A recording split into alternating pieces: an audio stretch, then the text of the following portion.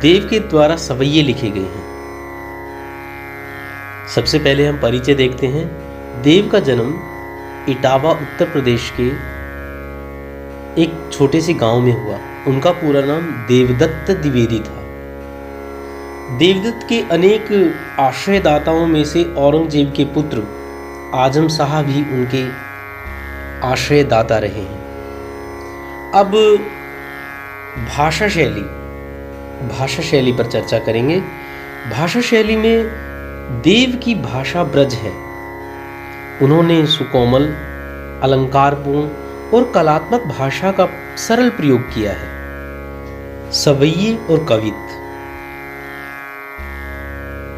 प्रस्तुत कविता में संकलित कवित और सवैयों में कवि देव ने भगवान श्री कृष्ण के राजसी वैभव और प्रकृति प्रेम का बहुत ही अद्भुत चित्रण किया है।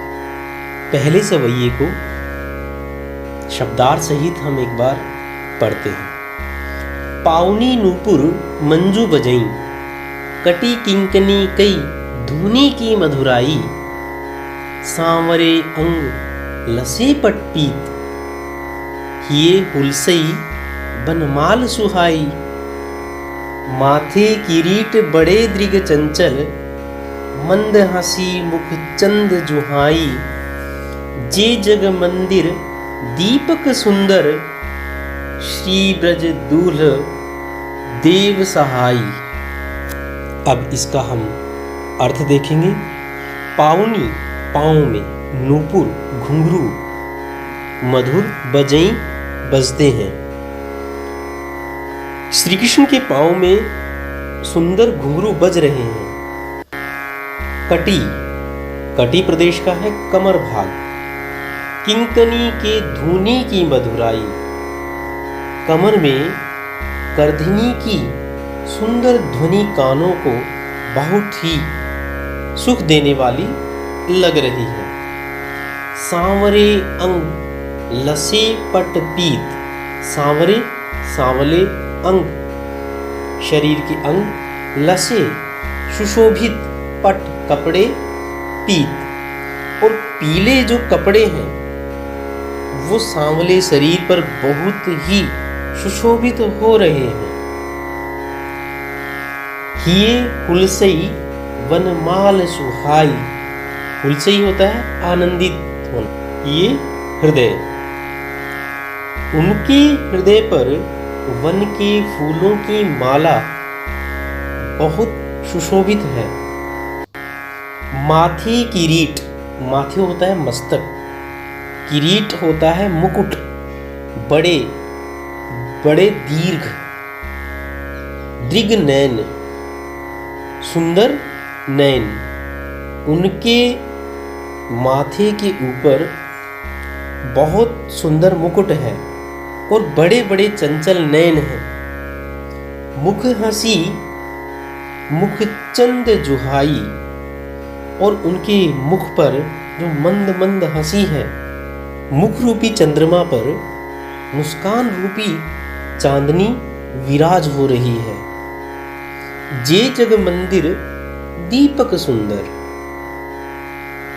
श्री ब्रज दूल्हा देव सहाय। भगवान श्री कृष्ण जग रूपी मंदिर के दीपक के समान है, अर्थात ये संपूर्ण सृष्टि को मंदिर कहा है और भगवान श्री कृष्ण को इस मंदिर में दीपक के समान स्थापित कर दिए गए हैं। श्री ब्रज दूल्हा देव सहाय, श्री ब्रज धाम के दूल्हा के समान और सभी के सहायक हैं। श्री कृष्ण जी मन के बहुत ही श्वेत, शुभ्र और सरल थे, जिसके कारण ब्रज के लोग उनको बहुत पसंद करते थे। हम दूसरा कवित पढ़ते हैं।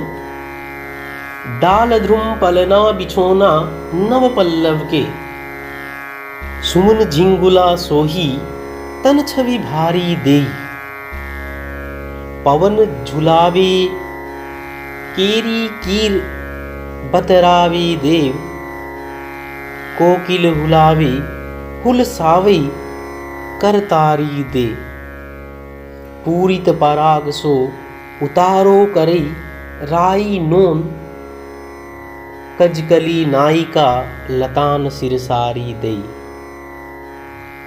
मदन महिप जोको दीपक बसंत ताही, तिही जगावत गुलाब चटकारी दई। हम इसके शब्दों के अर्थ को देखते हैं। ध्रुम पेड़, सुमन झिंगुला फूलों का झबला, ढीला ढीला फूल का एक गुच्छा।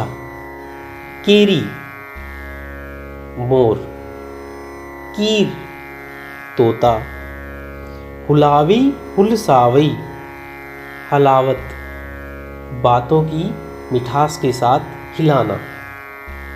उतारो करई राई नोन, जिस बच्चे को नज़र लगी हो उसके सिर से चारों ओर राई और नमक आग में जलाकर डालने का टोटका। कंजकली कमल की कली, चटकारी चुटकी। कवि देव ने प्रस्तुत कविता में बसंत ऋतु को बालक का रूप मानकर प्रकृति की शोभा में चार चांद लगा दिए हैं। बसंत रूपी बालक पेड़ों की डालियों के पालने में नए पत्तों के बिछोने पर लेटकर खेल रहा है। सुंदर सुंदर फूल उसके वस्त्र हैं जो उसके शरीर पर बहुत सुंदर लग रहे हैं। हवा उस पलने को झुला रही है और मोर तोते अपनी भाषा में उससे मीठी मीठी बातें कर रहे हैं। कोयल ताली बजाकर उस बालक को हिला रही है और चारों ओर प्रसन्नता का माहौल परिपूरित हो रहा है। कमल की कलियों की नायिका लताओं की साड़ी पहनकर फूलों के पराग से राई नोन की तरह उसकी नज़र उतार रही है। जिस प्रकार एक छोटे बच्चे को नज़र लग जाती है और राई और नमक से एक टोटका करते हैं और उसको राई को और नमक को फिर आग में डाल देते हैं, उसी प्रकार कमल की जो कलियां हैं वो उस प्रकार का टोटका कर रही हैं। कामदेव राजा के बसंत रूपी बालक को प्रातःकाल गुलाब का सुंदर चुटकियां बजाकर जगाना, बहुत ही सुंदर चित्रण यहाँ पर बताया गया है। तीसरे कविता को हम पढ़ते हुए सबसे पहली पंक्ति, फटिक सलानी सो सुधार्यो सुधा मंदिर, उदधी दधी को सो अधिकाई, उमगे अमंद बाहर ते भीतर नो, भीति ना दिखई देव, दूध को सो फेन फेल्यो आंगन फरस बंद, तारा सी तरुणी तामे ठाड़ी, झिलमिली होती मोतिन की ज्योति मिलयो, मलिका को मकरंद, आरसी से अंबर में आभासी उजारी लगे, प्यारी राधिका को प्रतिबिंब सो लगत चंद। इसके शब्दों के अर्थ को एक बार हम विचार करेंगे। फटिक स्फटिक प्राकृतिक क्रिस्टल, शिलानी शिला पर, उदधी समुद्र, उमगे उमड़ना, अमंद जो कम ना हो, जिसकी आभा कभी फीकी ना पड़े, भित्ति दीवार, मल्लिका बेल की जाति का एक सफेद फूल, श्वेत फूल, मकरंद पुष्पों का रस, फूलों का अर्क, आरसी आईना दर्पण। प्रस्तुत कविता में कवि देव ने पूर्णिमा की रात्रि का बहुत ही सुंदर चित्रण किया है। ऐसा लगता है जैसे स्फटिक शिला, जैसे कोई श्वेत मणि, कोई पावन मंदिर बन गया हो। चांदनी का प्रकाश उस महल में दही के समुद्र जैसा लग रहा है। श्वेत समुद्र, दही का समुद्र। अंदर से बाहर तक कोई दीवार ही दिखाई नहीं दे रही, कोई भित्ति ही नजर नहीं आ रही। सारे महल के फर्श पर ऐसा लगता है जैसे दूध जैसा फेन चारों ओर फैला हुआ हो। चांदनी का प्रकाश दूध के फेन जैसा लगता है, श्वेत लगता है, शुभ्र लगता है। ऐसे सुंदर फर्श के ऊपर तारों के समान कोई सुंदर युवती खड़ी हुई झिलमिलाती हुई दिखाई दे रही है, जिसमें मोतियों की चमक और मल्लिका के फूलों का रस टपक रहा है। ऐसा प्रतीत होता है जैसे आकाश रूपी दर्पण में उसकी चमक बहुत ही उजली दिखाई दे रही हो। चंद्रमा का सौंदर्य राधा के प्रतिबिंब जैसा प्रतीत होता है। चंद्रमा की आभा अर्थात चांदनी, सुंदरता राधा के समान प्रतीत हो रही है।